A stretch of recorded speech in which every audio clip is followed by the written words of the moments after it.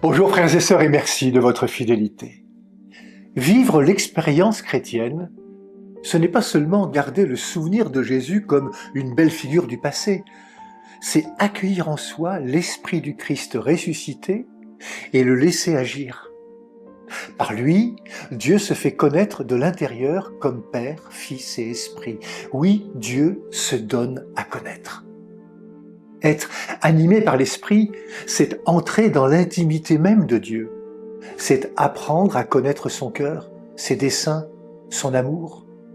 C'est contempler le Christ non comme un simple personnage de l'histoire, mais comme le visage humain du Père, celui en qui se révèle et se déploie au cœur de notre humanité l'amour de Dieu. Un Dieu proche, plein de compassion pour les plus petits, loin de l'image d'un Dieu lointain et inaccessible. Un Dieu qui se laisse rencontrer dans le service des autres.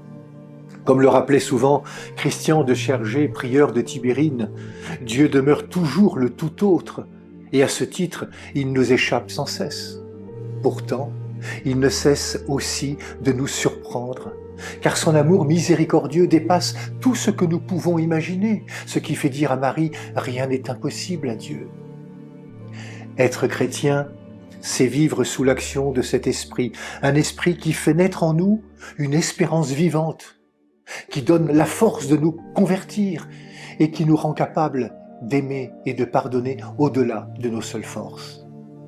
L'esprit de vérité nous révèle un Dieu qui nous regarde comme un trésor.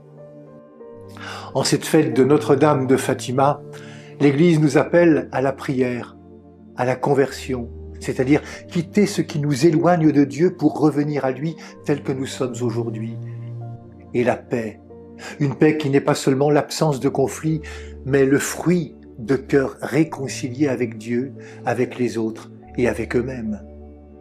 Frères et sœurs, vivons cette fête comme un appel à accueillir ce que l'Évangile nous propose déjà, nous tourner vers Dieu, servir nos frères et sœurs à la manière du Christ serviteur et entrer en vérité dans une relation de confiance filiale avec le cœur de Jésus et Marie. Bonne fête de Notre-Dame de Fatima à tous nos amis portugais. Bonne journée à toutes et à tous.